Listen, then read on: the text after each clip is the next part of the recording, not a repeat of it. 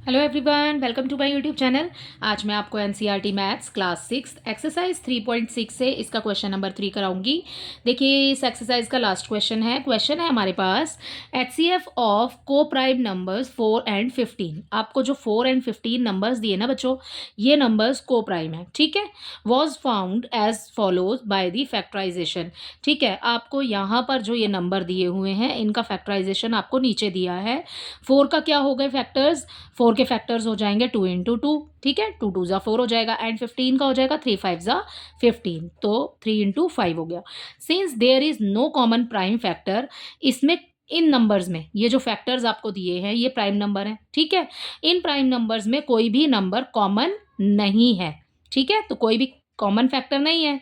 So H C F of 4 and 15 is 0। तो आपको 4 और 15 का जो एच सी एफ है ना वो 0 दिया हुआ है। Is the answer correct? आपको बताना है कि क्या ये आंसर सही है, ठीक है। अगर ये आंसर सही नहीं है, if not, what is the correct HCF, तो आपको बताना है कि करेक्ट एचसीएफ क्या होगा। देखो बच्चों, बहुत ही इजी क्वेश्चन है। आपको यहाँ पर फैक्टर्स भी दिए हुए हैं, नंबर्स आपको पता है, ठीक है। देखिए, इसको लिखना कैसे है अब वो समझ लो आप। 0 तो किसी का भी एचसीएफ नहीं होता है, ठीक है।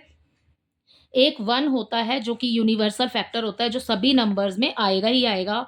जब भी आप किसी नंबर का फैक्टराइजेशन करते हैं या एलसीएम लेते हैं, ठीक है, तो आप उसके लास्ट में जो हमारे पास रिमाइंडर जो बचेगा उसमें एलसीएम में, ठीक है, वो 1 बचेगा। देखिए, करके देख लेते हैं। यहाँ पर आपको एक नंबर दिया है 4 और यहाँ पर आपको नंबर दिया है 15, ठीक है। तो 4 का निकाल के देख लेते हैं। 2 इंटू, ये हो गया 2 2 ज़ा 4, 2 1 ज़ा 2, ठीक है। तो 1 आया, यहाँ 0 तो नहीं आया ना।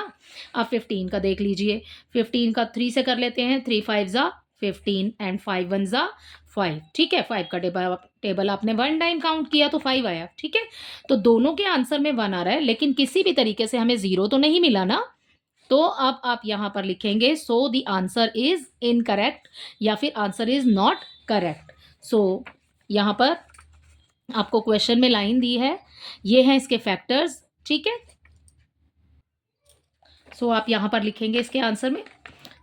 सो यहां पर ये यहां से भी लिख सकते हैं आप। There is no common prime factor, so H C F of 4 and 15 is 0 is incorrect, ठीक है। या फिर इजी लाइन है, बिल्कुल लिख लीजिए यहां से। No the answer is incorrect, ठीक है। इनकरेक्ट लिखिए या फिर आंसर इज नॉट करेक्ट लिख लीजिए, ठीक है। No the answer is incorrect. If not, आपसे आगे पूछा है कि अगर नहीं तो what is the correct H C F. So the correct H C F of 4 and 15 equal आ जाएगा 1, ठीक है। ये है इसका कॉमन नंबर, ठीक है, या कॉमन फैक्टर, ठीक है। तो यूनिवर्सल जो फैक्टर है वो है 1, ठीक है, सभी में आता है जब हम एलसीएम लेते हैं। सो यहाँ पर इसका आंसर हो जाएगा 1। सो इसी के साथ आपका क्वेश्चन नंबर 3 कंप्लीट होता है। आई होप ये आपको अच्छे से समझ आया होगा। Thank you.